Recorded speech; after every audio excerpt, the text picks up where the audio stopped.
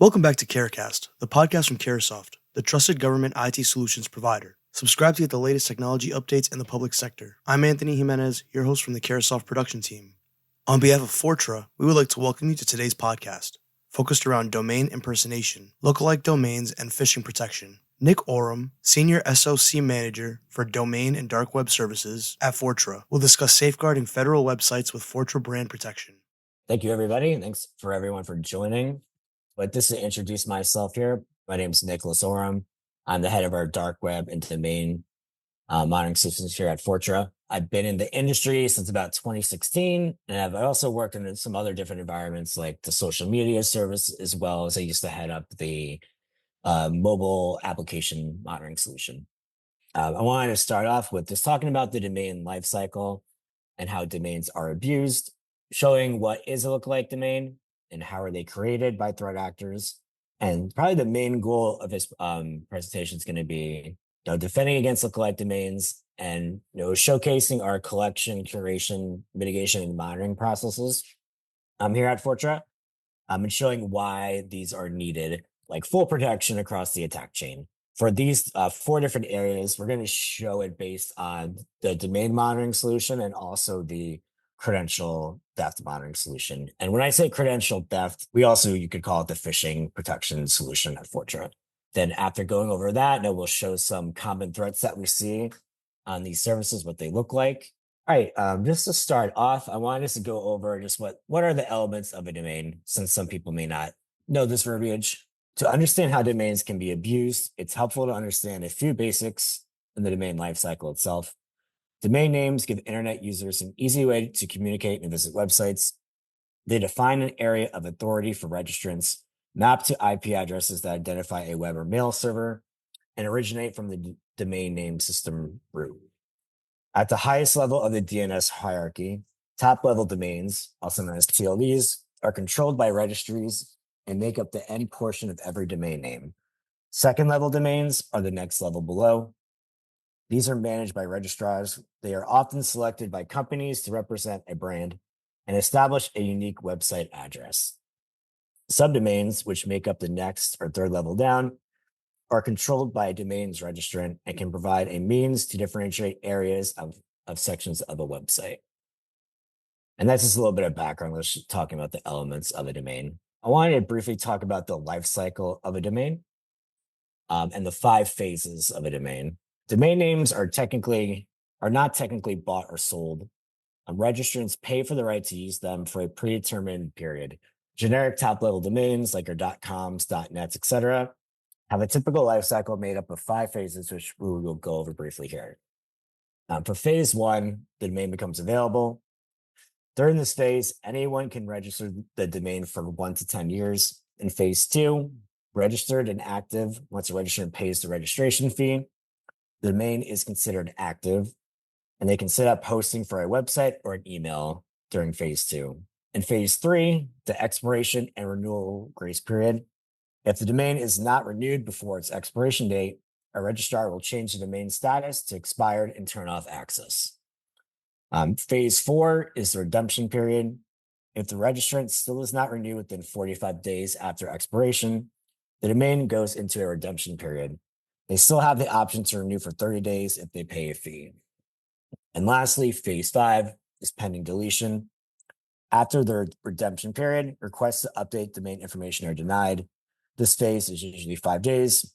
Then the domain is released and available for anyone to register again.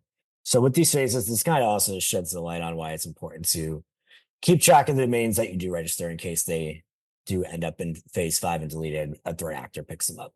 So that is obviously an important thing to keep in mind as well. So cyber criminals abuse domains by registering lookalike variations that are slightly altered from an original.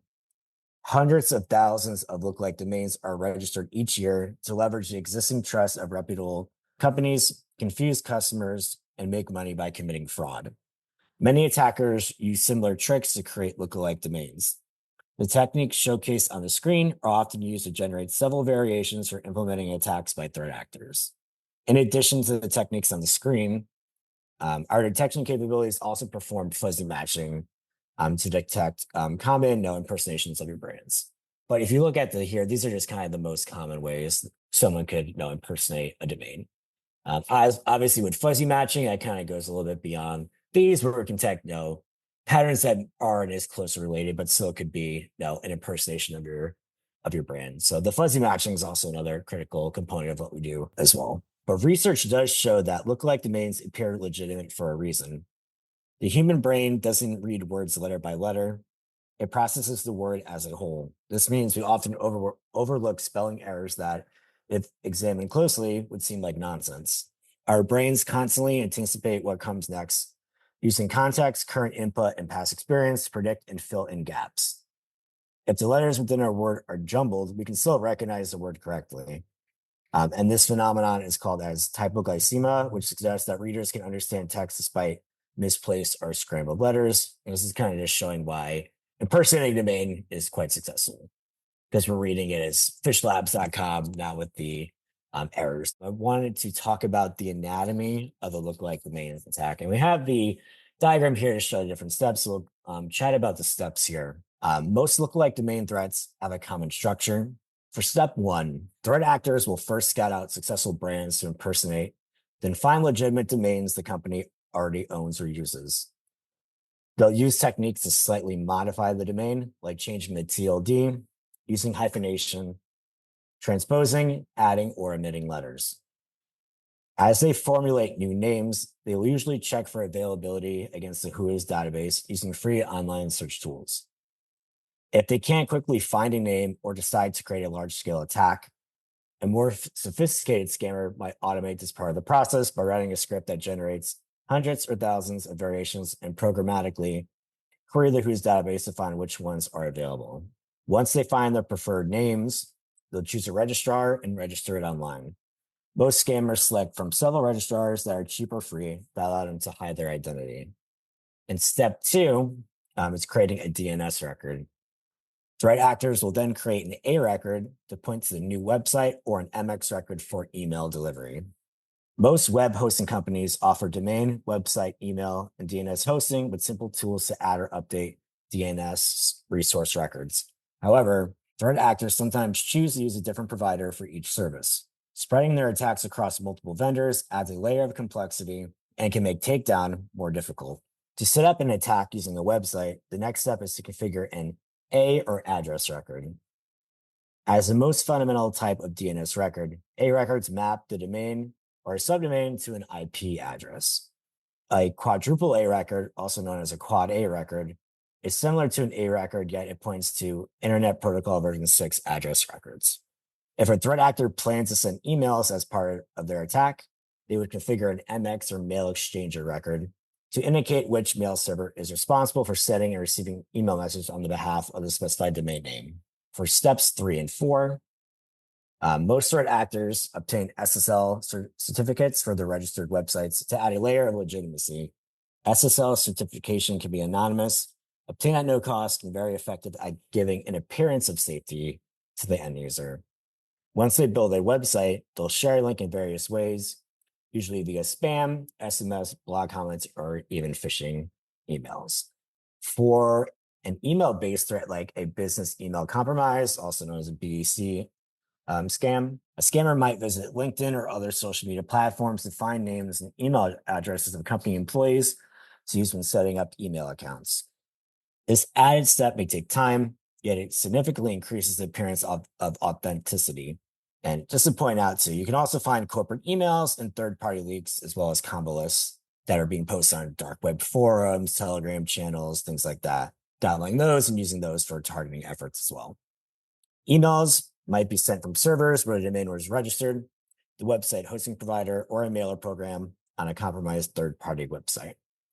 The goal is to increase delivery rates and evade detection, so attackers will change tactics as often as needed. The last step in the process includes crafting emails, distributing them to targets, and waiting for the results to happen. So that's kind of essentially the anatomy of what a lookalike domain attack can entail. It doesn't always have these different attack patterns with BEC attacks, but anytime an email is set up, I may know it can be used for a BEC attack. And we'll get into BEC attacks later All right, so let's see. Now, the main thing, probably why we're all here, is what's the most effective way to defend against lookalike domains? So, to effectively protect your organization against domain impersonation, it's necessary to have a service that can deliver coverage under the facets of both collection, curation, mitigation, and also monitoring. So, I want to just go over, and this is kind of just like a general collection process across our service lines. So I just want to go over this first before getting into the specific ones for domain and phishing protection.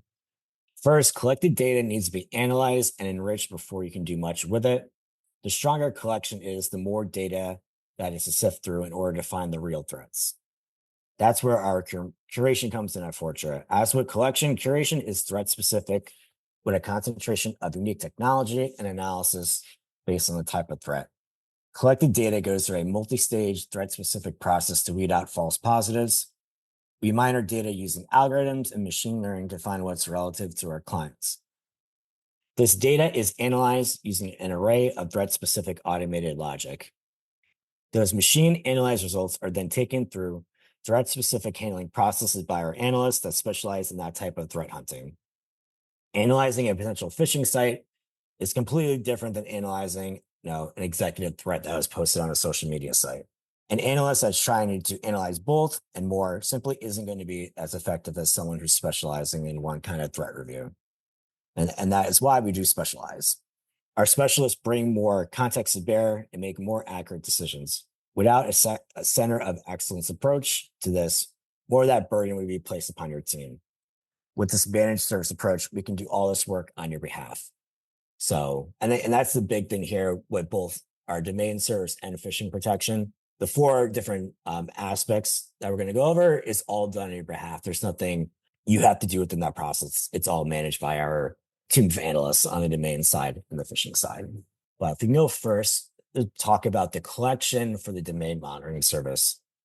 So every year, cyber criminals register hundreds of thousands of lookalike domains to try to impersonate real brands.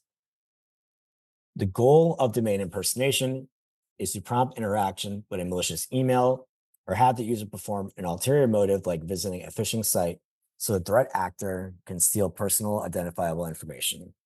By detecting threat actors targeting your brand, you can protect against a variety of online threats.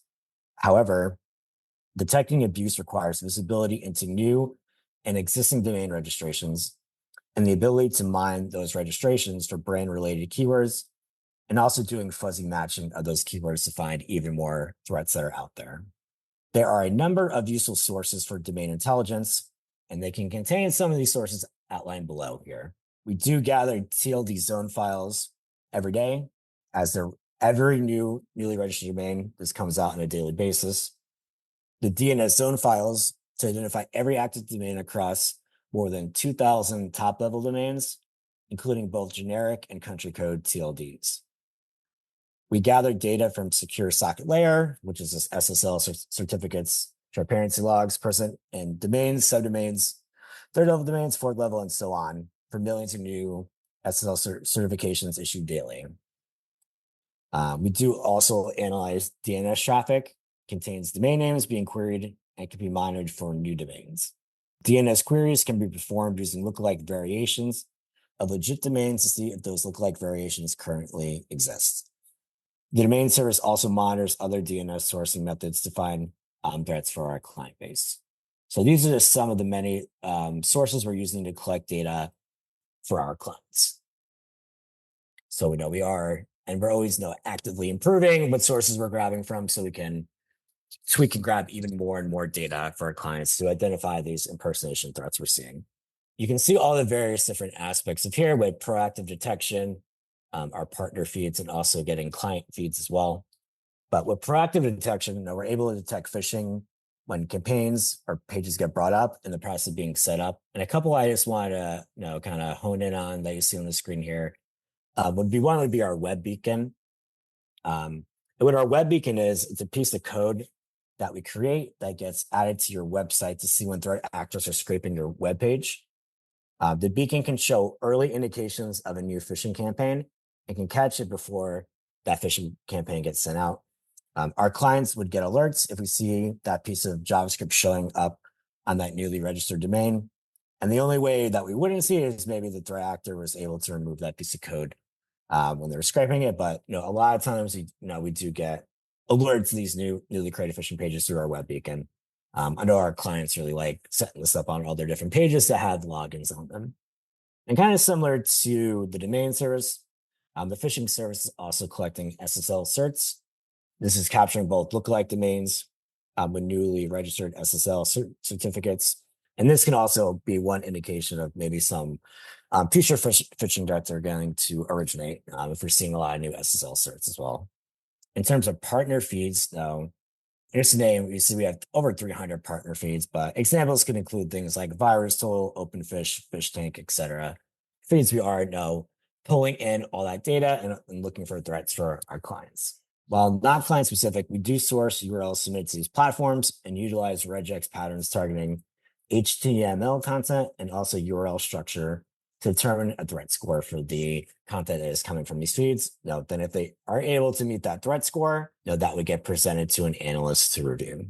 We also have client feeds as well. Typically, if we're getting something from a client feed, that phishing campaign is probably already active, but we do, via APIs, get clients abuse box data and will locate threats on their behalf. This allows our automation to filter out noise to present analysts with the needed threats to review for phishing content. Obviously, this also saves an organization's time where our systems are able to clear out the noise really quickly and bring in the content that actually has phishing content for the analyst to review. Then obviously, if there's still a fish up on there, we can go ahead and get that URL mitigated.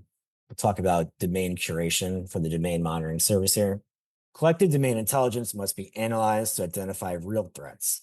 Searching domain intelligence for brand-related keywords and variations is necessary to find potential threats. However, domain strings can often unintentionally contain keywords. Analysis is needed to remove these false positives from the process. This is where Fortra comes in. After our automation filters out a large amount of noise, our team of analysts will weed out the false positives by looking at key aspects of the identified domain. And a lot of different things that they're looking for are things like analyzing the domain string itself and score it based on its likelihood to be mistaken as a legitimate brand use. Is this domain closely matching keywords? Are there industry terms related to keywords also present in the domain? If it was a banking client, are we seeing words like bank or loan? Things like that. Is that also present in the domain, which could confuse an end user if it has industry-related terms in it? Are there letters, symbols, or capitalization that would confuse an end user? Are we seeing some of that? That could be an indication that this is something that would need to be put in front of a client. And the way our team goes is if something we need client feedback on, that kind of content goes into pending input from the client. If this is an active threat against their brand, if they review it and say, hey, we want mitigation done on this domain, it'll get sent off to our takedown team and they will get that domain down. We also do have stuff that gets put into auto mitigation, and this is based on our incident handling process. For example, say anytime we found the threat type of a cryptocurrency scam, we can put stuff like that. Once it's found by the analyst and validated is a crypto scam, it'll be sent to automatic mitigation, and clients won't have to approve the takedown of it or not. So a lot of most of our clients do take advantage of this IHP document just because it's less stuff they have to do, right? It's less stuff they have to approve the takedown on. They just trust us to be like, hey, anytime they see a crypto scam, anytime they see something with brand abuse, they trust us to submit that and start to get that content taken down. But the important thing here is our team is doing all this curation on the organizations that we work with on their behalf. We're not sending clients data dumps of data and making them sift through it, right? No, our systems are filtering out a bunch of that noise early on. Then our analysts are doing the rest of the curation of, getting rid of false positives and just showing you the impersonation threats on the domain side that you need to be aware of. So the goal of curation is through the analysis and development of intelligence to be able to identify phishing threats. And different things that phishing kind of go in the next step further, where they're looking into threat actors, kits, credential files, and any other evidence that they can use for mitigation. While domains is more, the way we're finding threats is based on the syntax of the domain. what's in the actual domain itself. Phishing is doing that as well during their analysis, but they also are going that one step farther in analysis on their side. And they can see on here, during the creation process, the team is also reviewing the syntax of the page and also page content to see if it's targeting one of our clients. Similar to that, they're still looking at things that we went over with the typo squatting. But one thing that they're doing that the domain service doesn't do, they're looking to are there known phishing directories indicating it could be part of a phishing kit? Or is it a legit domain used as a directory to confuse end users? Our phishing team is analyzing the content of the page, seeing if it's personally in the brain, but they also are looking to see if it's potentially requesting sensitive information indicating involvement in phish. They are also analyzing the HTML content to identify drop points, and this can include things like drop email, drop site, if they're sending it to a Telegram channel, the credentials, local log files, etc. And we do have some recommendations here. Once content is identified, we suggest that security team should actively review the web pages and search for any element that suggests malicious activity. And accounts with compromised credentials should be alerted and monitored for suspicious activity. Kind of with all the other services, we also perform all the mitigation on the behalf of our clients. So it's not something our clients need to do. We know how to get the content down, so we will work to get that stuff removed on behalf, which is also saving you guys tons of time, not having to do that work yourself. There's many different aspects of our mitigation network. But the one I wanted to highlight, because I think it's kind of the core of what we do at Fortra is, and it's in the middle too, the strategic relationships. But here at Fortra, we do have effective relationships with our providers. Our goal is to work with providers to report content with high fidelity and get malicious content down in a timely manner. Many other registrars that we work with trust our submissions of reported malicious content and will get this content removed quickly. This can include things like kill switch integrations, as well as browser blocking pages. Browser blocking is key as it allows a warning for visitors while the content is reviewed for mitigation by the provider. With our kill switch integrations, it allows for the domain to be suspended by the provider while they're actively investigating the threat on their end. We partner with providers to educate them also on the threats that we're seeing across our client base. This allows us to broaden the scope of malicious content that needs to be removed by giving them a current state of the threat landscape we are witnessing across their client base. In addition, content we report to some providers, we can get pivot data off of those domains to find even more content, maybe targeting their brands. Working with providers, we make sure that we are providing them with all the evidence they need to get the malicious threat removed. And this would include things like sending them screenshots of the threat, user agents and proxies we're using, so they can see the threat and show them how they can reach the threat live to show them hey, here's an active phish, here's all the evidence we have, and this is how we're viewing that content. So they can mimic how we're doing it so they can get that content removed as quickly as possible. We also do have APIs with our providers to get them host information to help them on the takedown process of the reported content. And just lastly, and I thought this was an interesting stat that we had, but on the mitigation side, I think it's around 30% of all of our cases for are automatically mitigated without an analyst having to do it.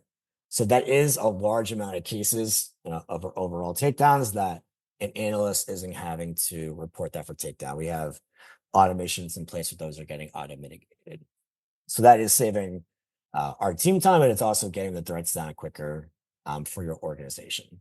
And I just wanted to clarify with browser blocking, it doesn't mean that the threat is officially offline, but it does mean that the provider is actively working. They're investigating, working on getting that content removed. But when we're submitting stuff, especially if it's phishing pages, our team is reporting this for if it's Google safe browsing or if it's with Microsoft, we are getting blocking pages put up. Just so end users know, hey, this site's probably risky. You probably shouldn't go to it.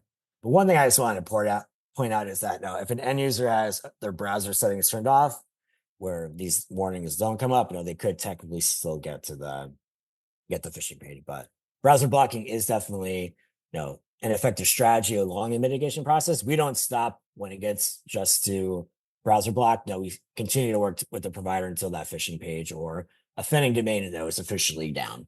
some orgs may say that no, it's browser blocked. No, it's officially mitigated, but technically it's not. Probably one of the most important aspects of our service is the monitoring aspect. And anything that the analysts validate and gets put into our web app, all that content is set to monitoring, which I think is important. When it being monitored, it's kind of a worry off your back where, say it's a park domain, you don't have to worry about constantly checking it over and over each day. Our system is monitoring these for changes every day.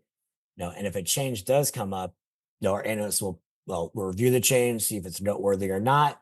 Then if it's changed threat type, that will get escalated in the system. And I think this is very useful, like I was saying, for domains that there's no evidence currently where we could get it mitigated. Most providers aren't going to take down a monetized links page, which you'll see in a little bit, or a parking page, just because there's not really evidence that it's impersonating your brand yet, even if it's showing in the syntax of the domain that it appears to be impersonating your brand. But with our content monitoring, the way it works is if there's it meets a certain threshold of change on the page, it gets sent to our system and the analyst will review it. So we do have logic in place where it's measuring that level of change. And the level of change is for like noticeable results on the page. And like I said, when evidence appears that there is enough for mitigation, then it would get sent over to their mitigation team to get that evidence removed. So that's what the importance of this content monitoring is. One other thing to point out, even after we successfully get that domain taken down, that domain is still being monitored over the course of its lifespan in our system. And this is important because domains can come back online. So say if for some reason we got a fish down and it came back online, as long as that domain's being monitored in our system, our analysts will get notified of the change. Now we can work on getting that domain down quickly if it did for some reason come back up. All domains that are in our system are also monitored for MX record changes. And like we were talking about earlier, this record specifies which mail servers accept email for a domain. A domain may lack content, but if it has an MX record, it can send email through it. And like I said, this can be abused by BEC attacks, email phishing, and also scam campaigns. Establishing the presence of an MX record can help determine if the domain is malicious, if evidence is presented for our takedown efforts. So that is one thing I think is important. Say it was a park domain, but we have evidence that, hey, an MX records got set up on this domain, and maybe you guys have evidence that of emails being sent out from that domain, even though the page could be parked at the moment. Evidence like that we would use in the mitigation process to get that content removed. So that is one scenario where the page may not have anything, but if we have that evidence about this email from the MX record is actively sending out phishing emails to your end users, if we have the emails and headers of those emails, we want that evidence to submit for the takedown process. So that's another important factor about the MX record monitoring. And that every domain is monitored for that, which is the cool part. And every time one gets changed, you do get alerted in our web app as well. I want to just highlight the large amount of branded content you can see. So 59% of our overall threats for the main service had some kind of branding content on it, which I think kind of sheds a light on the importance of having an effective domain monitoring solution, because our clients' brands are getting impersonated pretty heavily. If you look at how much data is there. Then if you do go to the next slide and break down the malicious part, which is the 12% here, 62% of the content that we found via the domain service was phishing content. And this is just strictly the domain service finding phishing content, where in the syntax of the domain itself, it hit on one of the patterns we have. This wouldn't include what our phishing service specializes in, is finding content on the page itself, where maybe the URL is not spoofing the brand, but the content is a banking login, right? Our phishing team's really good at that, but this is just for the overall domain service. But you can also see that we are getting a lot of counterfeiting, one thing that's big on the domain service, and also cryptocurrency scams. Definitely a large part. If you're organizations within that space somewhat, there are a lot of crypto scams that go out monthly. All right, so next we're going to go through a bunch of different examples. This isn't every single threat that we see on these services, but kind of run some of the common ones that we do come across for our clients. The first one here, and we just talked about it, are BEC. So attacks. You can see here the image on the right. This is actually from our web app. So you can see that our system detected a change, that there was an MX record spun up on that domain. Then you get automatically notified in our web app, hey, an MX record is on this domain. And we do recommend people block that domain on their mail servers as well.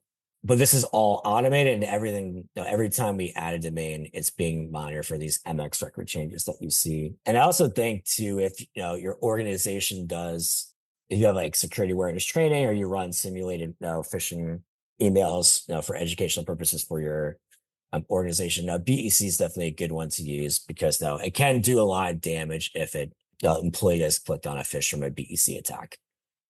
Because threat actors can be quite clever with the targeting of these. But on the left is what a typical a BEC email could look like. I know we used to get them, people spoofing as their CEO and things like that. But they are pretty common out there. To go to the next example, this is definitely a common threat we see across the domain service. We call these monetized links. Now, for all these domains that you see on the screen, all within the syntax, they're impersonating the brand, and these are all baking clients that are clients of ours. But at its most benign, a threat actor can register a domain that impersonates a legitimate brand, park it, and serve ads to visitors. And this is what we call monetized links. Free domain service providers are particularly susceptible to abuse, along with a number of cheap registrars that provide low-cost bulk registrations. These providers are appealing because many don't require attackers to identify themselves. Now, with these contents here, most providers won't take these down just because there's really no evidence of maliciousness on it yet. No brand abuse or anything like that. But the great thing about our system is, all these domains are being monitored daily. So if this goes from a monetized links to with branded content on your page or a phish, we would get notified and start the mitigation efforts on those. If we go to the next example here, is a typical example of what we call park domains. And this might not be the point of it being monetized links, but the page is currently being parked. Our monitoring will check these park pages for changes when content can be added to the page, or like I was saying before, if an MS record is created for that domain. Even though the pages may not be live, you could still send BEC attacks if you have an active MX record on the page. So these are all typo squatting our clients, but right now there's not enough evidence on the page to get the content removed. They're all, like I said, these are all monitored by our system. Both these examples are either using client logos, mentioning the client name on the page itself, and also, obviously these are all the domain itself, and the syntax is typo squatting domain. Evidence like these, if these are not domains that are either on our safe list of the domains owned by your company, or ones that aren't authorized to post this content, clients will submit this like, hey, get these for mitigation, take them down, and we'll work to get these removed. But these, I would say, are pretty common brand abuse cases that we see, using the company name or logos, or even maybe stealing, images from their site or whatnot. The next one we see, and this cryptocurrency scams. These pages include both possible usage of the company brand name or logo to deceive visitors to fall for possible crypto scams. And I think probably across most of our client base want these automatically taken down. So when I was talking about our IHP, a lot of clients will automatically say, hey, anytime you see a crypto scam that's either using our name or branding on it, we want those automatically submitted for mitigation. But these are what a typical crypto scam website kind of looks like here. Some of them even have areas where you may be able to log into, like you can see on the top. So sometimes they blur the areas where they could almost be phishing, depending on what they want. But we typically label these as crypto scams within our system. But content like this, we do get mitigated though. If you go to next, I had two different examples here for phishing sites, and these would come from our credit theft service. The two things I just wanted to point out, that we're able to detect phishing content through the domain syntax as well as the content on the page. So you can see in the one example, it's not impersonating the Amazon brand in the domain itself, but you can see the Amazon login on the page. Now our system's able to detect what you see on the left, but also the one on the right, you can see is a Netflix phish. We can also detect the phish itself based on the syntax in the domain. So the phishing is able to detect those threats in both scenarios. So you'd have complete coverage there in terms of impersonating on the page versus impersonating in the domain syntax itself.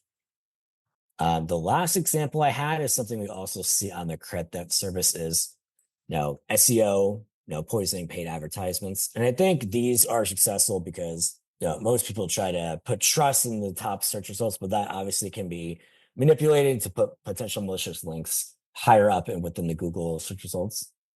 Threat actors are also able to do things like, restricting it to specific geolocations. So like say your brand operated in a certain area, they could, target that area, but someone in California may not be able to see it if they're making it geolocated up to that area. So that's one tactic that they do. But also they could restrict access by device where you may only be able to see the threat via mobile. Trying to throw that into your browser and your computer, not going to be able to see that ad. But also content can be inaccessible without redirecting the advertisement. And lastly, irregular uses look like domains to appear more legitimate. So you can see with this Acme Bank brand, it's trying to pose as that bank, but you can see within the domain itself, it's obviously not the official link of that brand. So I know the whole SEO things, I know that can be a very dangerous threat, but no, we do have coverage there as well on the credit theft side to detect threats from SEO and paid advertisements, which I think is another good coverage by our phishing service.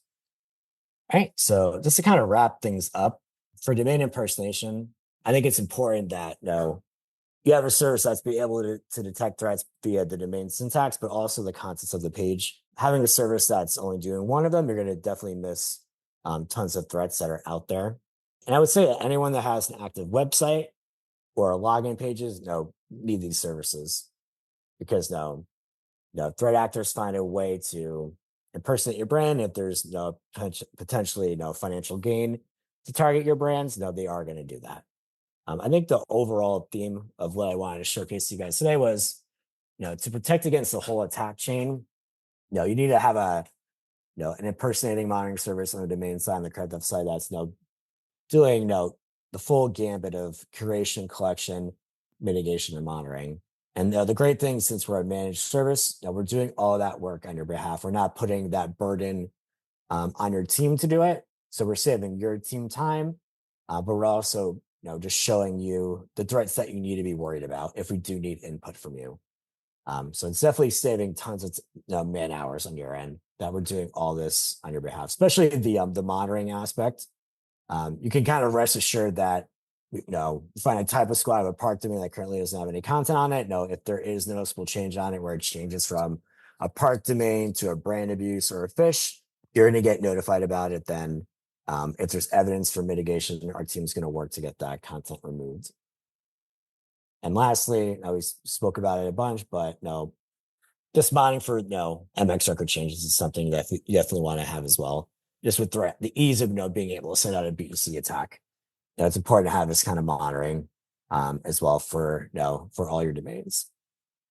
Thanks for listening, and thank you to our guest, Nick Oram. Don't forget to like, comment, and subscribe to Caracast, and be sure to listen to our other discussions. If you'd like more information on how Fortra can assist your organization, please visit www.carasoft.com/Fortra or email us at fortra@carasoft.com. Thanks again for listening, and have a great day.